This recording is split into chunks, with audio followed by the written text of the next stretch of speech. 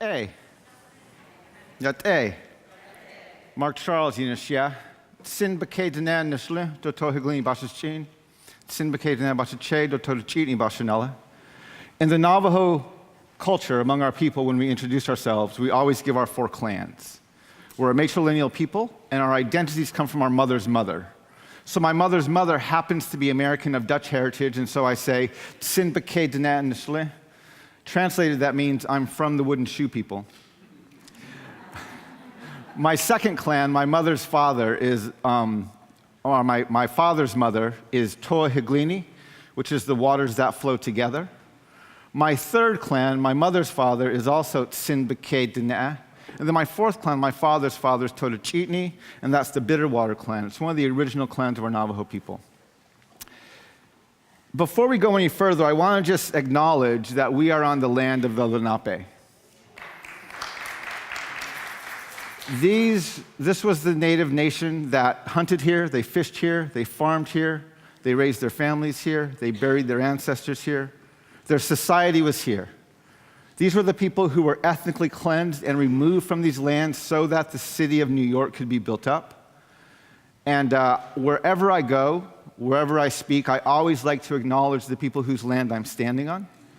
And I want to just ask, is there anybody here from the Lenape Nation? Okay? I like to ask wherever I go to because I don't want to presume to speak first, and so I want to acknowledge the people whose land I'm on. It helps me to conduct myself with greater humility wherever I go, and it also is good to remember that this land was not discovered by Europeans. So in the next half hour, I'm going to say some things that are going to shock you. I'm going to say some things that are going to offend you. I'm going to say some things that you've never heard before. At some point, you're going to want to walk out. At other points, you're going to want to throw something at me. Resist those urges.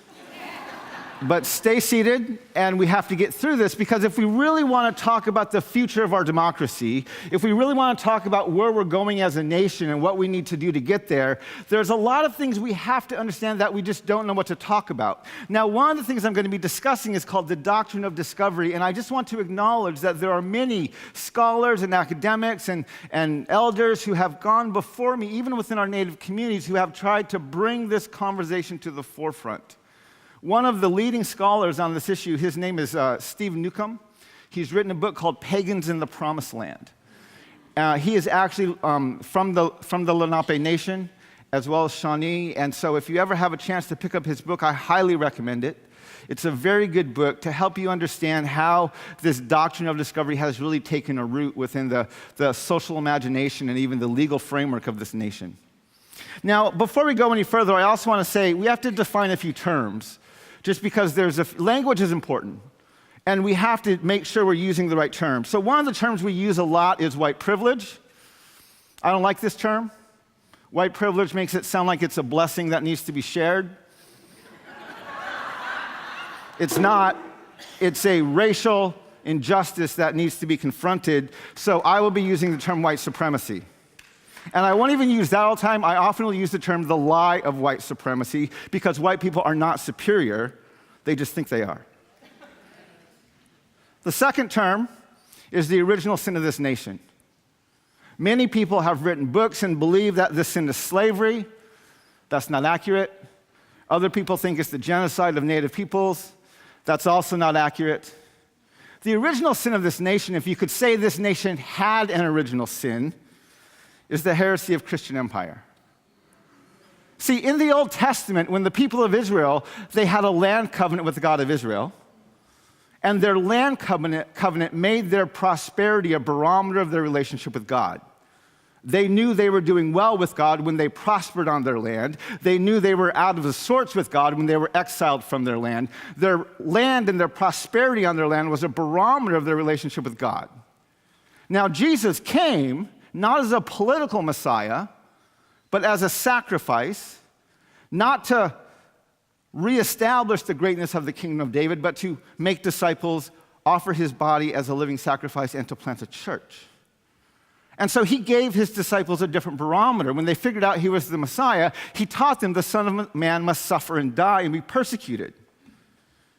In the Beatitudes, he said, not only will I suffer and die, but my followers will also be persecuted. And in the Beatitudes, he said, in fact, when you are persecuted on account of my name, rejoice, because this is what happened to the prophets of old.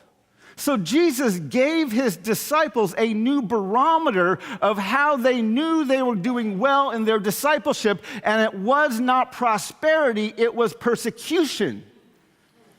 Now, he was not saying you are doing well in your discipleship when your husband beats you or when a bunch of white supremacists enslave you.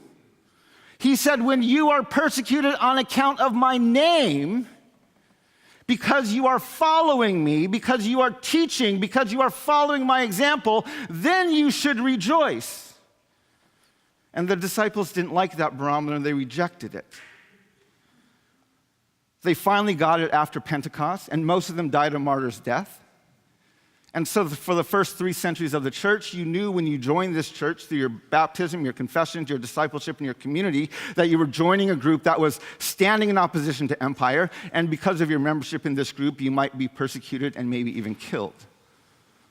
Now, in the 4th century, the great persecution happens, and Eusebius, who is the bishop of Caesarea, is writing down, very boldly I might add, an ecclesiastical history, where he's documenting the life and faith of the martyrs, many of them who he records died for the joy set before them because they were sharing in the suffering of Christ. But in 303 AD, the great persecution touches him, and he records that most of these martyrs he knew personally, and they were taking place in Caesarea and in Palestine, which is where he was from. And when you look at this volume of 11 books called Ecclesiastical History, in book 8, which is right around the great persecution, Eusebius begins propping up Constantine as a God-ordained ruler of Rome for such a time as this. He compares him to Moses. And then he records in the Book of the Martyrs 13 chapters of vivid, gory details of the martyrs in the great persecution dying, many of whom he knew personally. Now, if you're writing a book called Ecclesiastical History, and you're tired of this new barometer of persecution, because it's touched you personally, and it's taken your own friend's life and caused you to live in fear. And so you side up next to the most likely emperor who might be able to end this persecution, and you prop him up as a God-ordained ruler at such a time as this, because you want to plant this heresy of Christian empire in his mind,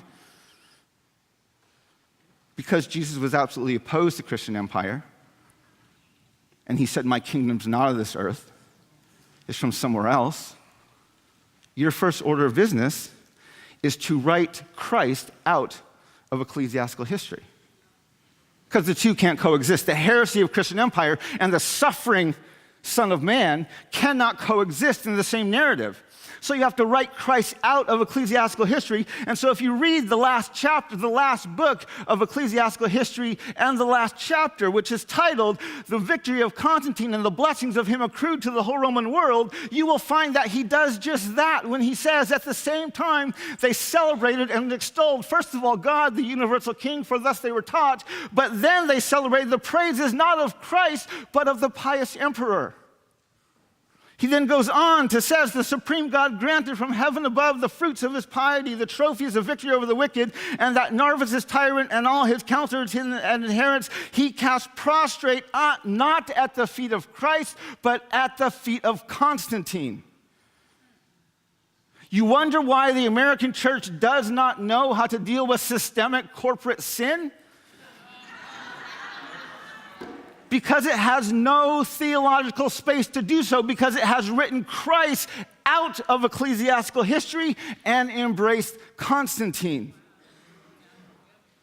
So the original sin of this nation is not slavery. It is not genocide. It is the belief that we accepted the heresy that we've embraced, that we are members of a Christian empire, and the Christian empire justifies the sin of slavery and justifies the sin of genocide.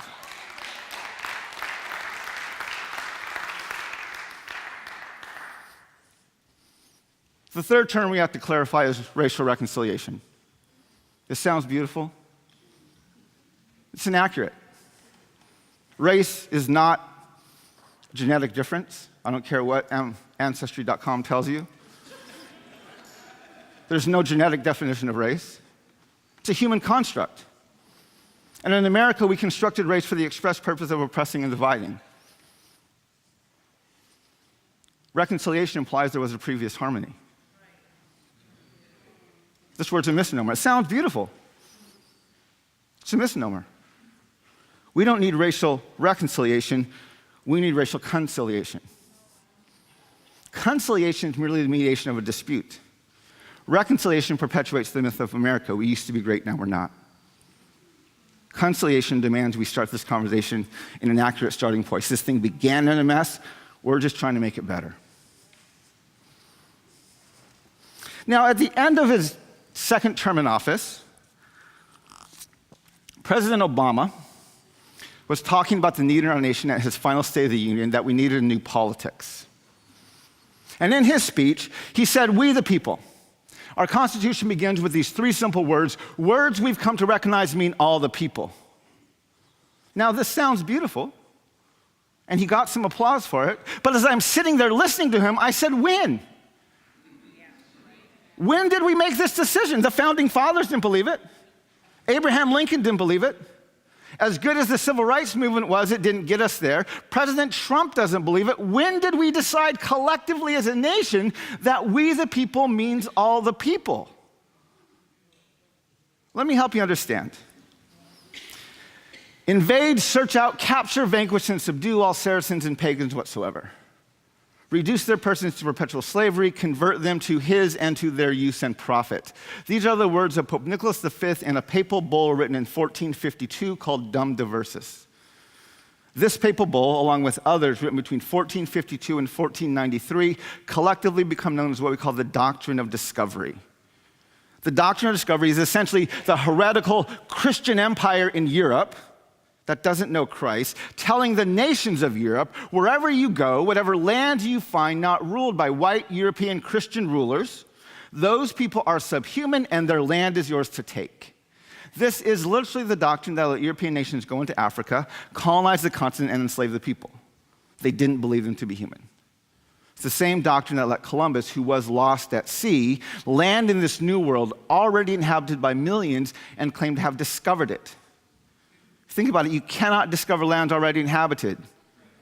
If you don't believe me, leave your cell phones, your car keys, your laptops out. I will come by and discover them for you. This isn't discovery, right? This is stealing, this is conquering, this is colonialism. The fact that we honor Columbus with monuments and history books and holidays as the discoverer of America reveals the implicit racial bias of the nation, which is that Native peoples, people of color, are not fully human. So this makes, and especially if you understand the root of the problem, which is this belief in Christian empire, that the doctrine of discovery is a white, male, Christian supremacist doctrine that is the direct fruit of a church that has prostituted itself out to the empire. Now, in 1763, King George draws a line down the Appalachian Mountains, and he says to the 13 colonies that are here that they no longer have the right of discovery of the empty Indian lands west of Appalachia. This upsets the colonies. They want access to those lands. So a few years later, they write a letter of protest. In their letter, they accuse the king of raising the conditions of new appropriations of land. They go on to state that he has excited domestic insurrections amongst us and has endeavored to bring on the inhabitants of our frontiers, the merciless Indian savages.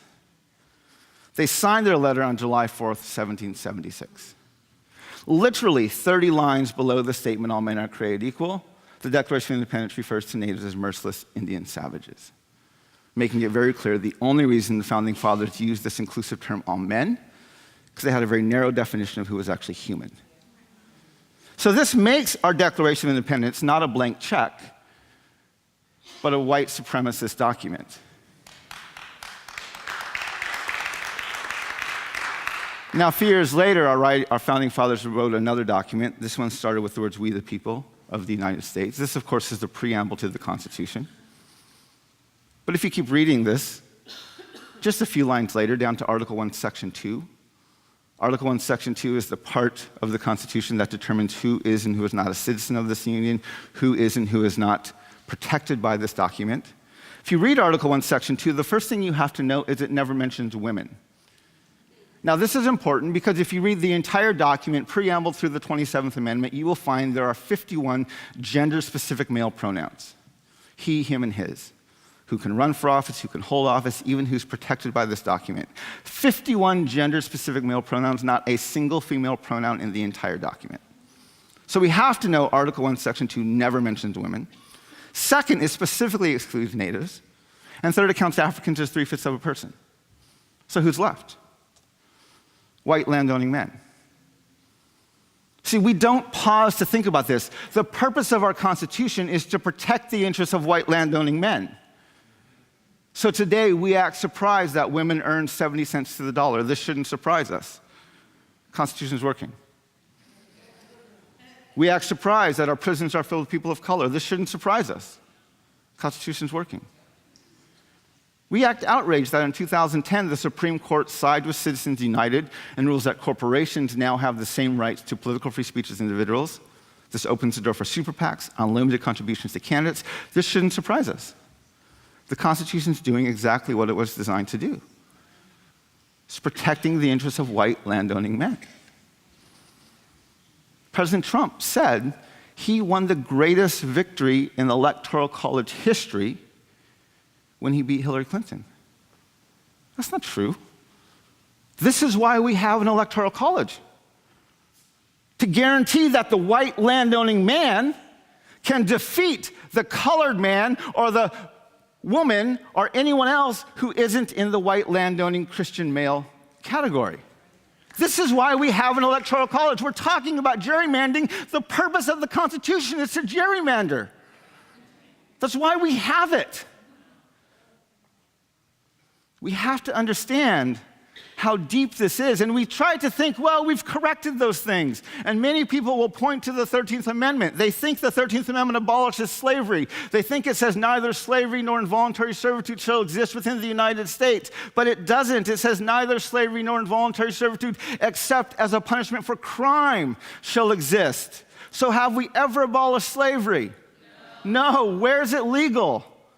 Prison. So let's look at our incarceration rate. Well, it should surprise nobody that we incarcerate our citizens at the highest rate of any country in the world.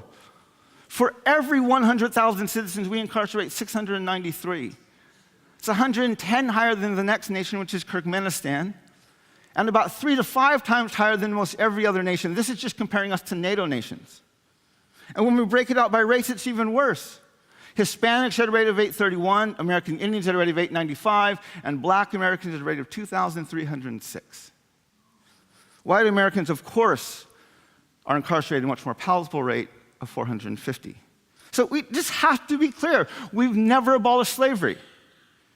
And to this day, we use it as a legal way to remove the civil rights of our people of color. There is a lot of dialogue going on right now about reparations. And we have to talk about this as a nation. But I would encourage us, before we pay reparations, let's abolish slavery first.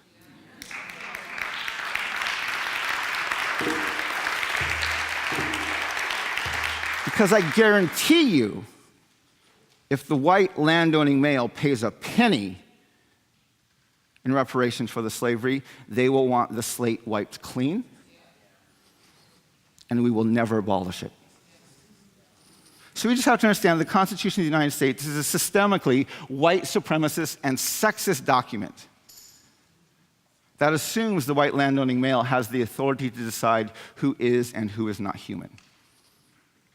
Now, a few years later, we had a Supreme Court case. This is Johnson versus McIntosh. It's 2 men of European descent. They're in litigation over a single piece of land. One of them acquired the land from a native tribe. The other one acquired the same land from the government. They want to know who owned it. The case goes all the way to the Supreme Court. The court has to decide the principle upon which land titles are based. So they ruled that the principle was that discovery gave title to the land, by whose subjects and by whose authority was made against all other European countries. Governments. And that title was consummated by possession. They then go on to reference the doctrine of discovery as a legal instrument and use this to determine that natives who are here first but are not fully human, we only have what's called the right of occupancy to land, like a fish would occupy water, a bird would occupy air. And Europeans have the fee title to the land, the right of discovery to the land, and therefore they're the true title holders. This case, along with a few others in the 1820s and 30s, create the legal precedent for land titles. Now, this precedent and the doctrine of discovery are referenced by the court in 1954, 1985, and most recently in 2005. I want to talk about this 2005 case. In the 1770s, the Oneida Indian Nation occupied about 6 million acres of land in central state New York. The Washington administration reduced their land down to 300,000 acres through a treaty, and then they passed a law stating that from here on out, only the federal government could buy lands from native tribes. The state of New York continued to illegally purchase lands from the Oneida Indian Nation until all the lands were purchased, the natives were moved out, and white settlers had moved in. In 1997 and 98, the Oneida Indian Nation came back into New York and they purchased on the open market, they paid full price for some of their traditional lands, and they wanted to exercise some of their traditional sovereignty over them, meaning they were not going to pay taxes. Now, the lands they bought were within the city limits of the city of Sherrill, and they wanted their tax revenue, so they sued the Oneida Indian Nation in federal district court. The court ruled in favor of the Oneida, and so they appealed to the Federal Court of Appeals, and the decision was upheld. So they appealed a second time to the Supreme Court, and the case was heard in 2004. Now, in the ruling in 2005, in the first footnote of the case, the Supreme Court references, while they're setting up precedent, the doctrine of discovery and who actually has the fee title to the land.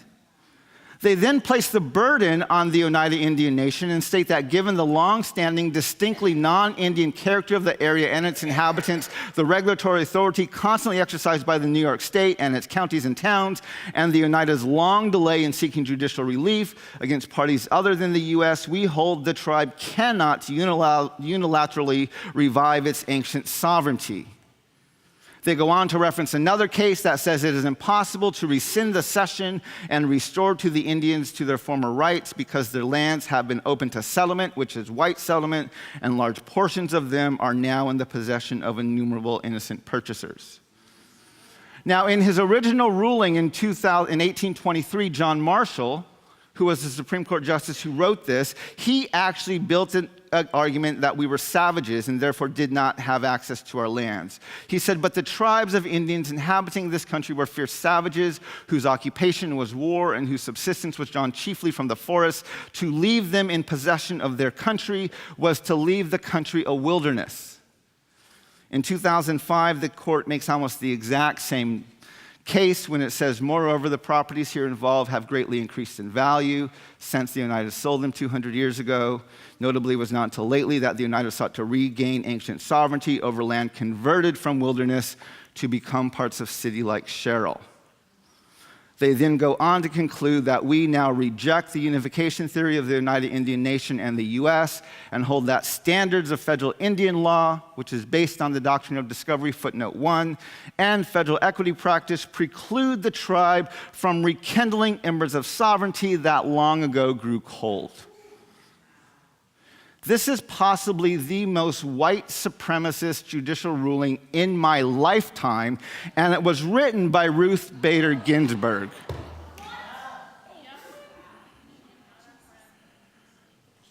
When your land titles are propped up by a dehumanizing doctrine of discovery, white supremacy is a bipartisan value.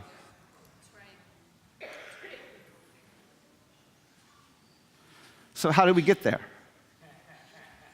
Well, in 1630, the Protestant church initially pushed back against the doctrine of discovery. They didn't buy into it.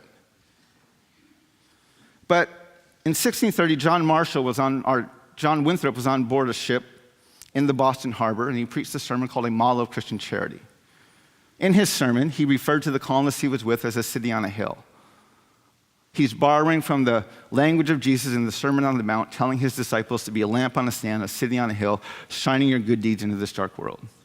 He goes on to exhort them in all meekness, gentleness, patience, and liberality. They should rejoice together, mourn together, labor and suffer together. They should keep the unity of the Spirit in the bonds of peace. End of his sermon, he's exhorting them to obey his teachings, and he quotes from Deuteronomy chapter 30. Now, Deuteronomy 30 is the passage in the Old Testament where the people of Israel are standing at the banks of the Jordan River, ready to cross over and take possession of their promised lands, and God's reiterating the threats and promises of his land covenant, the Old Testament barometer. If you obey me, I'll do these things for you. If you disobey me, I'll do these things to you. End of this passage, it says, but if our hearts shall turn away so that we will not obey and we worship other gods, we will surely perish out of this good land, whether we cross over this river to possess it. Now, Deuteronomy 30 says river, but in his sermon, John Winthrop changes that to, he changes river to vast sea. Now, why would he do that? Well, they didn't cross the river, they crossed an ocean. So what's he implying? Based on the Old Testament understanding of promised lands, they are standing on the shores of their promised land, ready to go and take possession of them. Now, who here's read the book of Joshua and Deuteronomy? How do you claim your promised lands? Do not leave anything alive that breathes.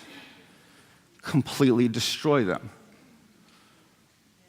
Promised lands for one people is literally God-ordained genocide for another. I call this sermon the birth of American exceptionalism. This idea percolates for about 100 years.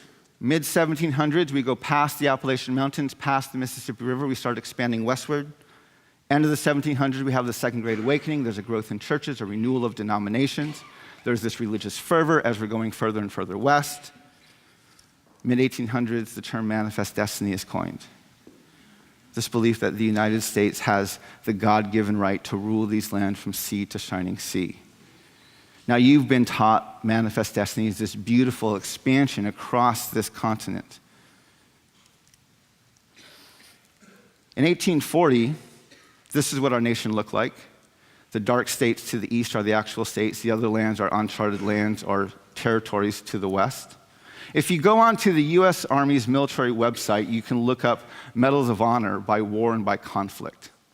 If you look up medals of honor for the U.S. during the Indian War campaigns, you will find that we awarded 425 medals of honor to U.S. soldiers who participated in the Indian War campaigns. End of the century, this is what the nation looked like. During that century, our majority population exploded from 5.3 million to 76.2 million, and our native population shrunk from 600,000 to 237,000. If you're doing the math, that's a 61.47% rate of genocide. If you're comparing, that's almost twice what Hitler had. And who is at the heart of all this? Well, in 1862, Abraham Lincoln signed the Pacifica Railway Act, which allotted land and resources to complete the Transcontinental Railway. The Transcontinental Railway had made it up to Omaha, Nebraska, and this provided the money and the resources to get it all the way to the Pacific Ocean. There were three primary routes, the one that went through Wyoming, Colorado, Utah, and California. There was a northern route that went from Duluth, Minnesota, through Idaho, North Dakota, out to Seattle, and there was a southern route that went through New Mexico, Arizona, and out near Los Angeles. Within 2.5 years of signing this bill, Abraham Lincoln, after the hanging of the Dakota 38, after the massacre at Sand Creek, and after removing the Navajo people to the death camp at Bush Redondo during the Long Walk, Abraham Lincoln has ethnically cleansed all of the tribes from Minnesota, Colorado, Wyoming, and New Mexico. It was so horrific during that period that the first governor of the state of New York, or state of California, I'm sorry, said this in his first State of the State address. He said that a war of extermination will continue to be waged until between the races, until the Indian race becomes extinct, must be expected. While we cannot anticipate this result, but with painful regret, the inevitable destiny of the race is beyond the power or wisdom of man to avert. Now, we have to read this carefully. He's not saying these people are going to die because of famine, which we can't control, or because of disease, which is running rampant. He's saying we can't stop killing them. His government was waging this war of extinction. His nation was doing this. And they couldn't stop because they had to complete their manifest destiny. They had to claim their promised lands. Now you're thinking, this is old history. Think back 3 years ago. Benjamin Netanyahu was in the US. He was lobbying against the Iran nuclear deal. He was talking to a very divided, very partisan Congress. They weren't even talking to each other, just like today. He had to get everyone on the same page behind him. So early in his speech, he alluded to one of the most unifying themes in American politics, which is American exceptionalism. And he said, because America and Israel, we share a common destiny, the destiny of promised lands. See, the United States of America and Israel have a very dysfunctional, codependent relationship. It has nothing to do with freedom, justice, or equality. You wonder why Congresswoman Omar got such a resounding bipartisan rebuke a few weeks ago? We need the modern nation states of Israel's Old Testament legacy of promised lands to justify what we did to African Americans and Native Americans. And they need our continued flourishing as a land with a manifest destiny to justify what they're doing to Bedouins and Palestinians. We have a very dysfunctional, codependent relationship. Has nothing to do with justice, freedom, or equality. It's all about justifying oppression, and in our case, even genocide. Now you're thinking, well, that was the Republican Congress that did that. Well, one of my calls for the nation is into the process of lament, especially the church, when we did all this history. But if you're really going to lament and sit in your brokenness, you're going to need some kind of hope.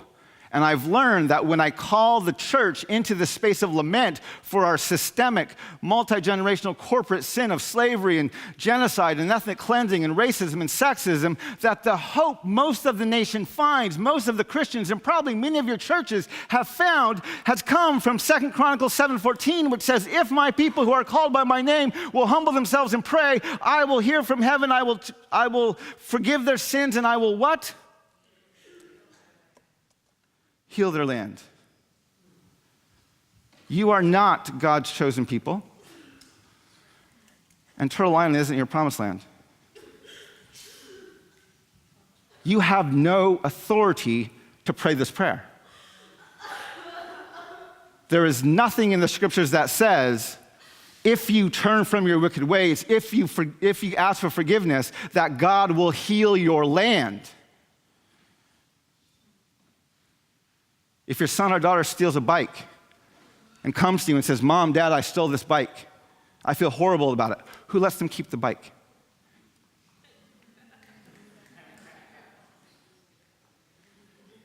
Now you think, well, these are just the flag-flying Christians that pray this. Let's think back a few years ago. There was a bipartisan immigration bill before the Congress. And there was a group called the Evangelical Immigration Table fighting to get this through Congress. And they came out with a bookmark of 40 verses that they said showed God's heart for the immigrant.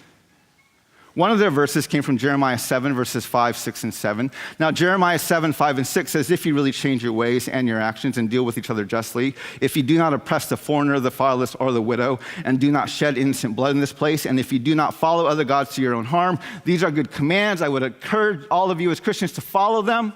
But verse 7 says, then I will let you live in this place, in the land I gave your ancestors forever and ever. Even as American Christians, you are not God's chosen people. And this is not your promised land. Well, let's talk about today. 2 years ago, we elected a president who promised to make America great again. Not to be outdone, Hillary Clinton responded and said, America's great already. In fact, she said, America's great because we're good. In one of the debates with President Trump, she said those words, and President Trump stopped and said, I agree with her. I agree with everything she just said. See, they both had a broad base of agreement. They both agreed our past, our history, our foundations are great. They disagreed if we were great in 2016. Donald said no, Hillary said yes. At the Democratic National Convention, President Obama came to the stage and said, America's already pretty great. Cory Booker, an African-American senator from New Jersey, takes the main stage. He's endorsing Hillary Clinton. And he says, in his speech, he acknowledges that the Declaration calls natives savages. He acknowledges that the Constitution excludes women. And he acknowledges the Three-Fifths Compromise. Most politicians at that level don't acknowledge any of those things. He acknowledges all three. But he ends his remarks to this white majority Democratic Party and tells them, but these things do not detract from our nation's greatness. Now, does he ever say that to a room full of people of color? No. So this is how you get white landowning men to vote for you. You tell them how exceptional they are. White supremacy is a bipartisan value.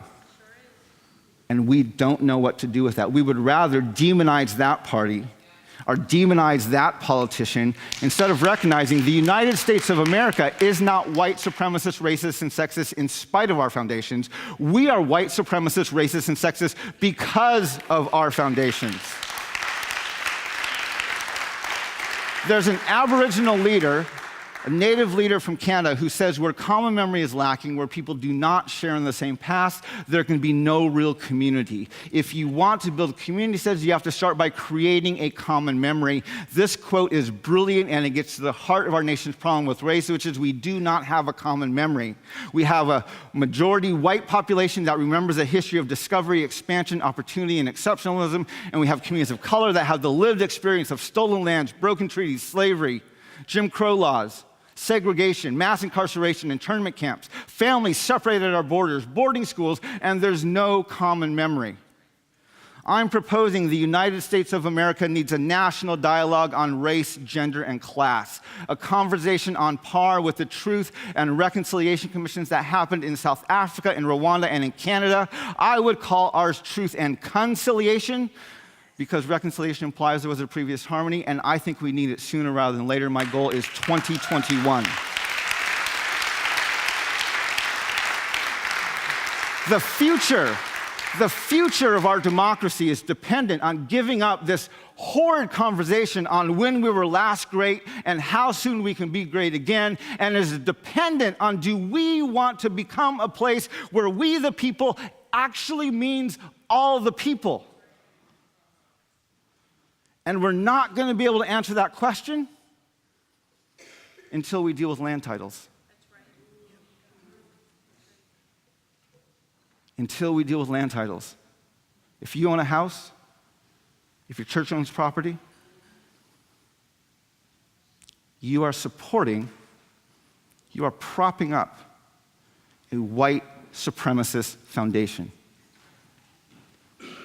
And that's what we have to deconstruct. Thank you very much. It's been my honor to be with you today.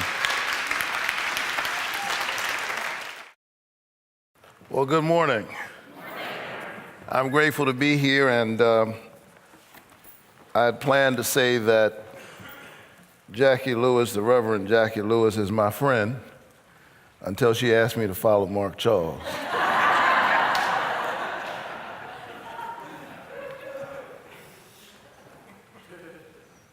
I'm deeply honored to be a part of this conference on revolutionary love. I was in Washington, D.C. last night speaking at an ecumenical gathering of folks getting ready to advocate, ecumenical advocacy days. Got here in the middle of the night. I've had a little bit of coffee, and I have a 2-year-old and a 3-month-old at home. So, sleep deprived, a little weary. I'm grateful to be here standing. I want to talk. They said I had 30 minutes. Is that right? 30 minutes, my lord. So you've never been to a Baptist church?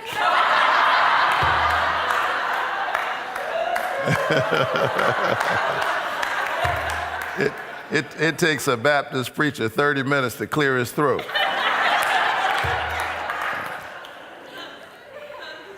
All right. So I want to talk to you for a Baptist 30 minutes. I'm kidding. about building an interfaith movement to abolish mass incarceration.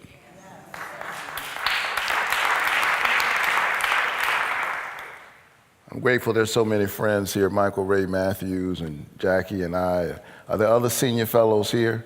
Tracy was here yesterday, Lisa, oh my goodness. We're all senior fellows together at Auburn Theological Seminary. These are my partners in crime. Stand up, I want to see all of these partners in crime, Auburn Seminary senior fellows.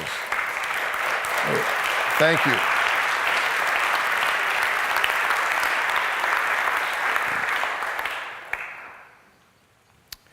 It was 51 years ago this week that Martin Luther King Jr., having made his way to Memphis, paid the ultimate price in pursuit of God's love and justice in the world. Jesus journeyed into Jerusalem knowing that that's where prophets die. He set his face, the scripture says, toward Jerusalem. Martin made his way to Memphis, although there was clearly danger in the air, and he talked about it in that last speech. But it bears mention that this movement in Memphis was a local movement for a living wage, for human dignity. It had fits and starts, and the church was slow to get on board. All of the churches. But then on February 1st, 1968, two Memphis sanitation workers, Ethel Cole and Robert Walker, were literally crushed to death in the back of a sanitation truck where they sought shelter from a storm. Think about that. This is 1968. 4 years after the civil rights law was already passed. 3 years after the voting rights law was passed, and yet they were there because black sanitation workers were prohibited from riding in the truck with their white counterparts. They could only ride on the back of the truck or in the compactor area. And so the black bodies of Ethel Cole and Robert Walker were literally crushed by the vicious machinery of white supremacy and Jim Crow segregation 4 years after the passage of the civil rights law. And so Dr. King made his way to Memphis, and we saw in the midst of that movement the emergence of those iconic signs. I am a man. Part of how you know you're an oppressed person or an oppressed people is you have to have a slogan or a campaign to declare about yourself that which ought to be obvious. I am a man. Black lives matter. And for those who respond, all lives matter, that's exactly the point. And the fact that you respond suggests that you don't get it.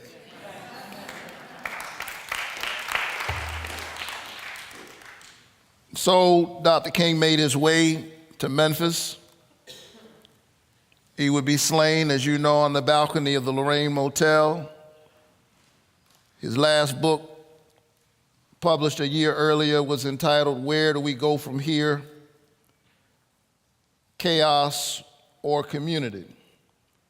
And I ask in this conversation where, indeed, specifically 50 years after the Poor People's Campaign, where are the places that poor bodies and black bodies are being crushed by the machinery of the state or the society at large, demanding the attention of people of faith and moral courage? What work in the 21st century would summon the spirit and the sacrifice of Martin Luther King Jr., that spirit that called him to Memphis in the 20th century. And while I recognize the structural complexity of racism and its inextricable link to and participation with other constituent parts of hegemonic power, including sexism, classism, and militarism, I would argue that today mass incarceration is Jim Crow's most obvious descendant. And like its ancestor, its dismantling would represent not only substantive social transformation, but immeasurable transvaluative power in a society still bent on worshiping whiteness. I'll lay out my argument below, but a critical question that I want to raise this morning is, how is it that the American churches, even the black churches, the historical conscience of the American churches, have not yet found their public voice on this social issue that is most steeped in the heretical doctrine of white supremacy, inasmuch as America's so-called criminal justice system is the one area of our society that is many times more rabidly racist, verifiably racist than anything imaginable during the Civil Rights era, with tragic consequences for black families and black communities. How did we move from about 300,000 people in American prisons and jails in 1980 to now well over 2 million? The criminal justice system is worse by far than it was before Dr. King marched down a single street. Now, because I'm the pastor of Ebenezer Baptist Church, I can say without fear of contradiction, because they tell me all the time that every black person in America over 65 marched with Dr. King. Every last one of them.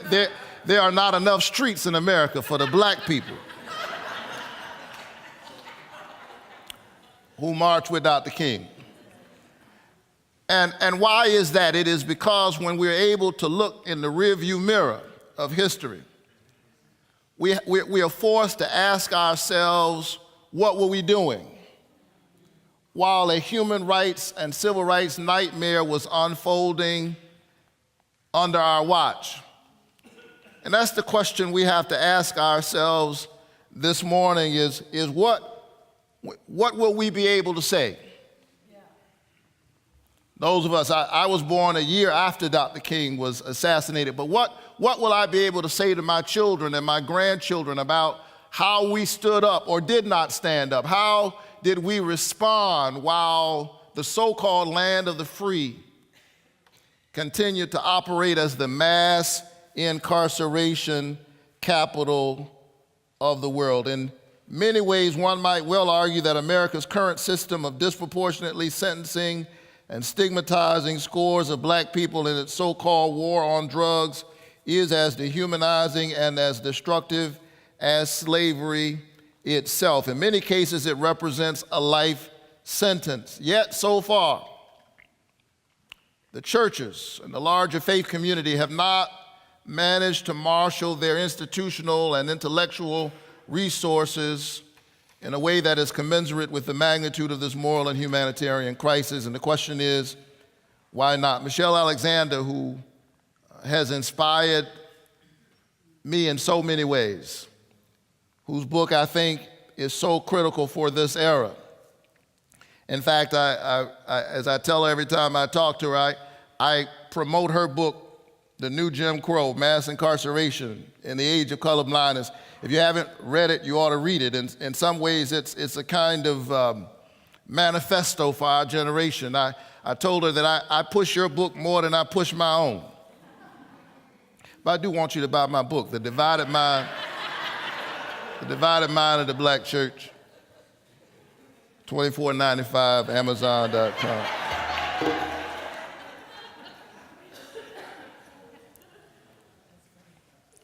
But she argues persuasively that the mass incarceration of tens of thousands of black men for nonviolent drug-related offenses and the lifelong consequences that result are constituent parts of the new Jim Crow. I agree. There's no clearer example of America's unfinished business with the project of racial justice in a putatively post-racial era. Who believes that anymore? Than a 21st century caste system engendered by its prison industrial complex. The United States of America, this crowd knows, is unrivaled in the sheer size and the magnitude of its prison population, warehousing about a quarter of the world's prisoners. Although Americans account for only about 5% of the world's population, 5% of the world's population warehousing 25% of the world's prisoners. Prison construction continued to rise unabated across Democratic and Republican administrations, a bipartisan problem, irrespective of actual rates of crime. Crime is not the issue. When it comes to drugs, if crime were the issue, if drugs were simply the issue, we'd raid college dormitories. We'd raid corporate suites.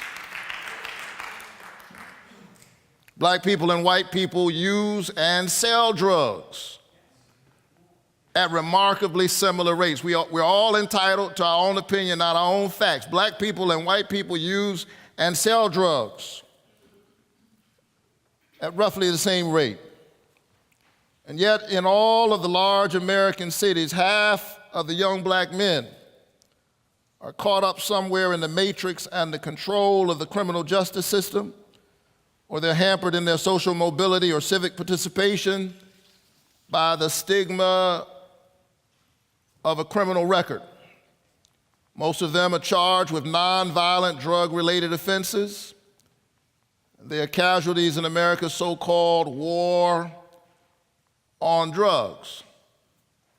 At least it was a war as long as the bodies were black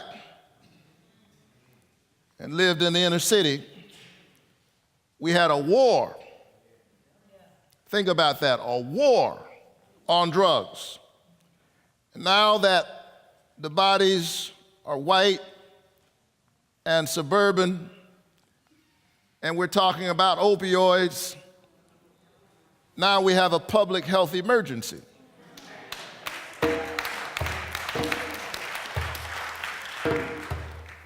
The public health emergency, you have patients. As I stepped into the cab making my way here this morning, I heard the announcement in a New York taxi about the opioid crisis and about how tragically 3 New Yorkers die every day to opioids. There's this awareness that this is a public health crisis and that people who are sick need to be treated. I'm grateful for that insight, but it would have been helpful about 30 years ago in places like Baltimore and South Central LA, New York.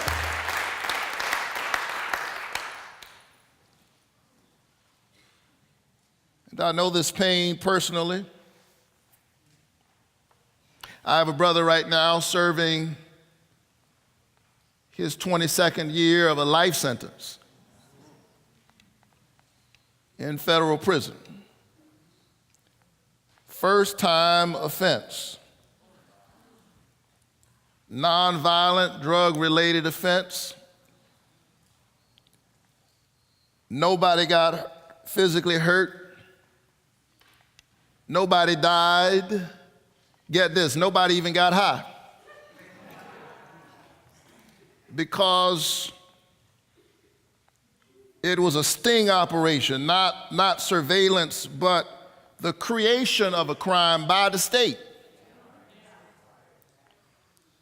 which people were drawn into it, and the agents in the field not only determined that there's going to be a prosecution, but they determined the sentence with mandatory minimums and the amount of drugs. So they created the whole thing. No one is in denial about those facts are not disputed. The crime was created by the state.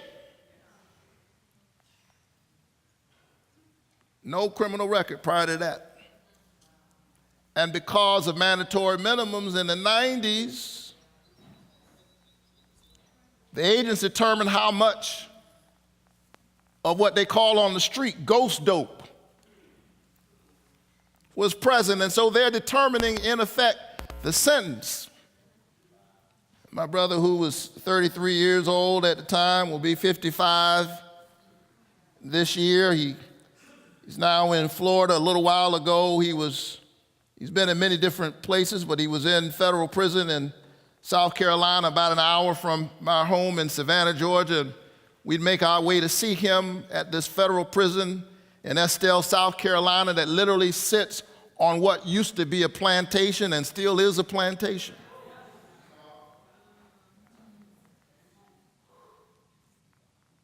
He is a part of this tragic system that is a human rights nightmare unfolding before our very eyes. But we're not just talking about the folk who are locked up in prison right now. We're talking about the fact that when we deal with our criminal justice system, we're talking about the stigma of having been identified as a convicted felon.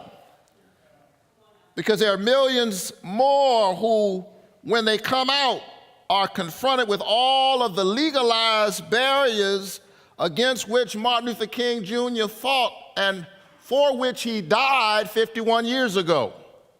Housing discrimination, legal. Job discrimination is legal. Voting discrimination, legal. In some states, you can't even get a barber's license. Public benefits and student loans, and so legally barred from the doors of entry to citizenship, symbolize and the right to vote and denied access to ladders of opportunity and social upward mobility. Those who have served their time in America's prisons or who plead guilty in exchange for little or no actual prison time are often condemned to what I call eternal social damnation. They are not a part of a class, but a permanent caste system of political pariahs and economic lepers, condemned in a very real sense to check a box on applications for employment and other applications reminiscent of the ancient biblical stigma, unclean. And the question is, why are we so silent? Dr. King said we will have to repent in this generation, not merely for the hateful words and the actions of the bad people, but for the appalling silence of the good people. The question is, why have we been so silent? Why have we not really found our voice? It's like lynching happening in your lifetime and the church not saying anything. Can you imagine lynching going on and the church not saying anything? Well, actually, I can imagine lynching happening. Can you imagine slavery happening and the church not being a part of the solution, but a part of that actually happened. And so here we are again. And the question is, why have we been so silent?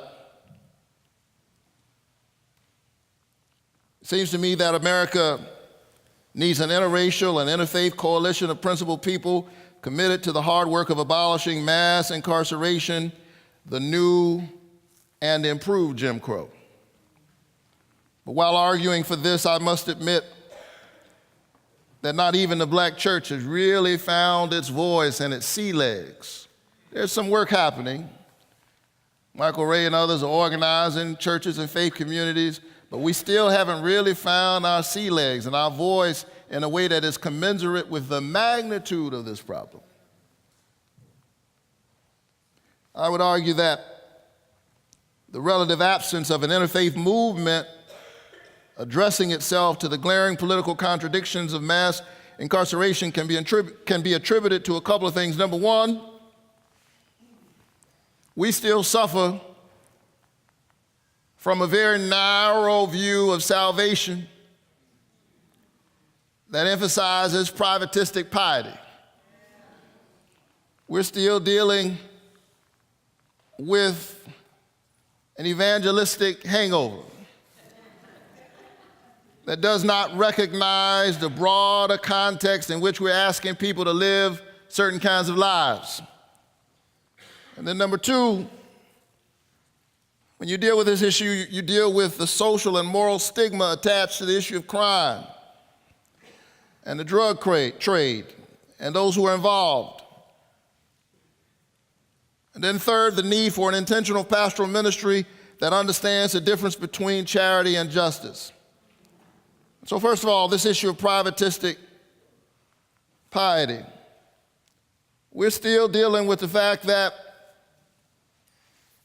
in the American slaveocracy, those who called themselves Christians and insisted on, first of all, the genocide of Native Americans, and then the enslavement of Africans, had a theological problem. And those who had slaves were trying to figure it out. There was this idea that if you allowed the slave to become a Christian, you might actually have to emancipate them. Imagine that. And so they struggled with this. Even as they spoke in noble terms about freedom. Patrick Henry said, "Give me liberty or give me death." I wonder what he would have said if his slave had stood up and said, "Me too." You know, the Me Too movement got started a long time ago. That, in a real sense, that is the history of our republic. People standing up and saying, wait, where do we fit in this conversation, and helping us to see the glaring omissions in the assumptions that we make. And so we're still much more committed to a Pauline understanding of the slavery of sin than we are the sin of slavery. And so there were those who were trying to reconcile the irreconcilable, slavery and Christian faith. And so George Whitefield, a prominent preacher during the Great Awakening and a fierce advocate of saving the souls of slaves while keeping their bodies in bondage, writes in a letter to his friend in 1950 that near 50 Negroes came to me to give thanks for what God had done to their souls. He says, "I believe masters and mistresses will shortly see that Christianity will not make their Negroes worse slaves." And so he puts forth this truncated view of salvation. The genius of black Christianity in America is that we weren't simply converted to Christian faith, but we converted the faith itself. In other words, unlettered slaves managed to receive a version of the faith that was different from the one that was given to them. Al Raboteau said that the difference between the slave's religion and the slave master's religion was wide and deep. Howard Thurman said, by some amazing but vastly creative spirituality, the slave undertook the redemption of a religion that the master had profaned in his midst.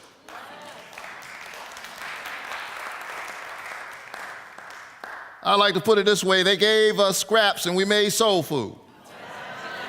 They gave us the blues and we made music. They gave us the Bible and pointed to Ephesians, slaves, obey your masters. We took the Bible and said, God told Moses to tell Pharaoh to let my people go. That's been the story. And yet we too have been claimed by this kind of unconscious evangelical understanding. And you hear echoes of it in the preaching that comes from black pulpits as well, that tends to privilege this Constantinian privatistic understanding of the faith that leaves the empire to its own devices while we deal with the island of the soul. It is a way of supporting the status quo. Whenever you diminish the importance of bodies, oppressed people are always at a disadvantage. When our bodies are not in the conversation, when our stories are not in the conversation. And so when it comes to the warehousing of brown and black bodies, they are both out of sight and out of mind. But not only that, when it comes to dealing with this issue, we are dealing with the issue of stigma. That's why this really is the new and improved Jim Crow. Because it's one thing to stand up for Rosa Parks, whom Martin Luther King Jr. called one of the most respected people in the Negro community. It is quite another to fight for the basic human dignity of persons whose individual behavior may well be deplorable and who bear some culpability for their condition. Indeed, this is part of the conundrum posed by the racial bias in the criminal justice system. In other words, in a world where ordinary black people must still navigate every day the racial politics of respectability, bearing the burden of being, in the words of that old folk saying in black culture, you may not be aware of it, but let me tell you, in black culture, particularly black people of a certain generation, particularly black people of a certain generation in the South, the question is, what are you doing? You need to be a credit to the race. Privileged people don't have to worry about being a credit to the race. I wonder if Donald Trump is a credit to his race.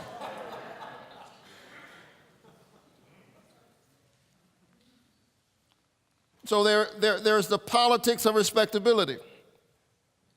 And there's this sense sometimes among black church people that the young black people who find themselves tracking through America's criminal justice system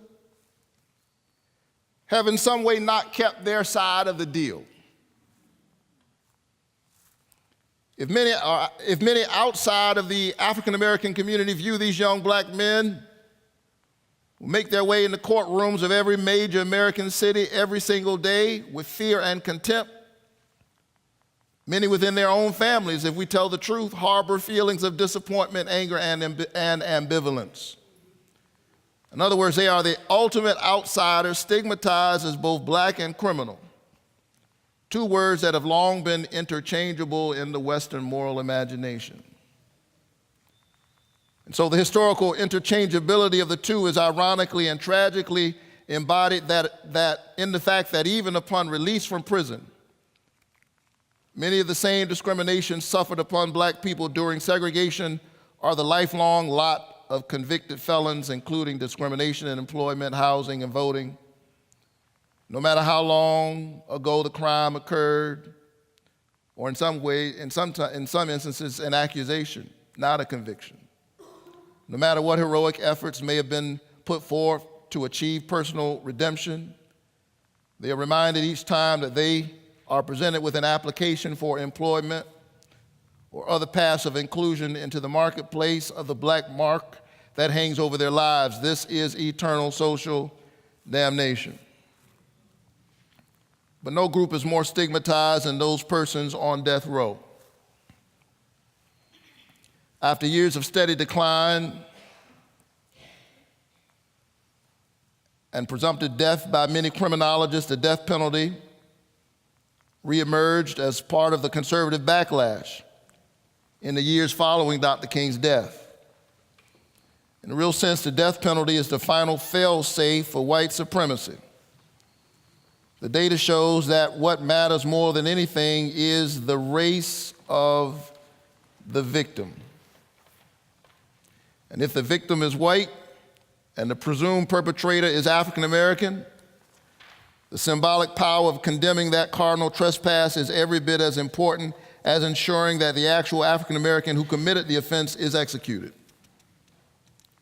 And that is still the case decades after the era of lynching became exceedingly clear to me a few years ago during my public advocacy for death row inmate Troy Davis.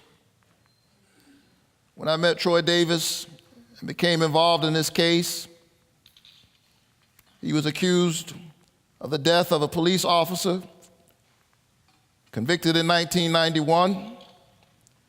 And in 2008, we held several rallies for him at the Ebenezer Baptist Church. We stood up for him in a trial that provided no physical evidence in support of Davis's conviction, no murder weapon, DNA evidence, or surveillance tapes were ever produced. And in a trial based largely on witness testimony, 7 of the 9 witnesses supporting the prosecution's case recanted or materially changed their testimony. On 3 separate occasions, Davis's execution was stayed within minutes of his death. And then finally, I stood in the prison yard after sitting with him in his cell 2 days earlier, praying with him and hearing his heart. I stood with others in a prison yard on September 21st, 2011, as Troy Davis was stretched out and strapped to a gurney, bearing an eerie resemblance to the crucifix and executed in my name as a citizen of the state of Georgia by lethal injection. And in the years that I have continued to fight for Davis and others like him, for the soul of a nation scarred by deep contradictions in the criminal justice system, and for the lives of young black men and women tragically endangered and murdered by the stigma of blackness as criminality, I've often reminded myself that I preach each week in memory of a death row inmate convicted on trumped-up charges at the behest of religious authorities and executed by the state without the benefit of due process. The cross, the Roman Empire's method of execution reserved for subversives, is a symbol of stigma and shame, and yet the early followers of Jesus embraced the scandal of the cross, calling it the power of God. And so this is the work that we're called to do. Jackie tells me I've got about one more minute. So let me say quickly that my church is involved and engaged in this work, and that we invite others to join us. Ebenezer and Auburn Seminary and the Temple are largely the largest and oldest Jewish congregation in Atlanta, and several other partners. We're convening a national conference this summer, June 17th through June 19th, on building a mass movement, an interfaith movement to end mass incarceration.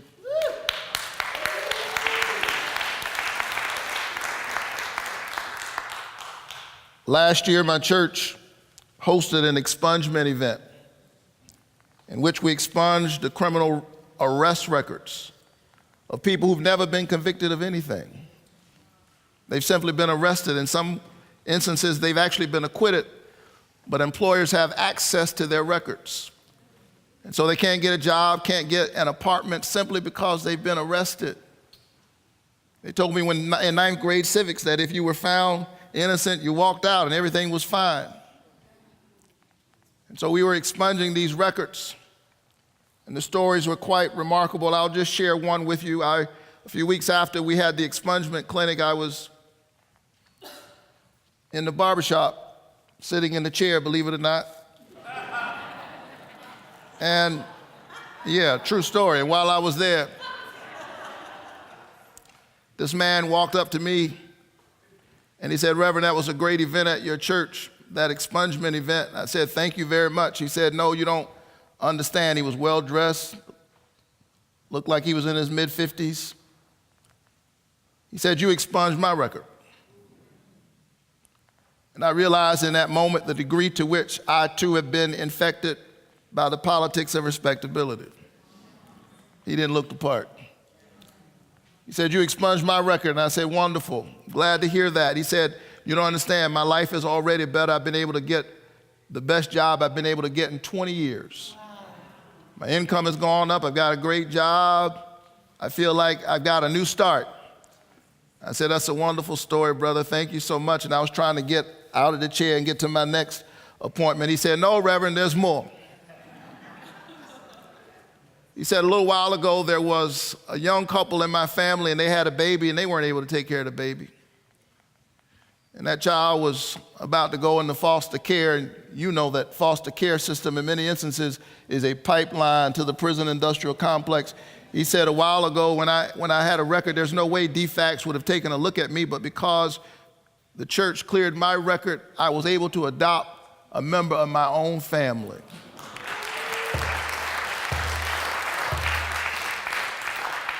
Two generations changed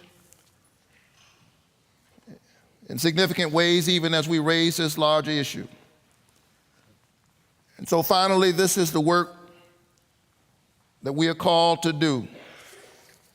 It is, in a real sense, a way of addressing the ongoing sin and problem of mass incarceration. The black body is still viewed as a problem, as Gunnar Myrdal said in 1944. Lynched black bodies and segregated black bodies are now stopped, frisked, searched, handcuffed, incarcerated, executed, paroled, probated, released, but never emancipated black bodies. And that's the work that the church is called to address. I think our children and our grandchildren will be asking us 51 years from now, what were you doing? Amen.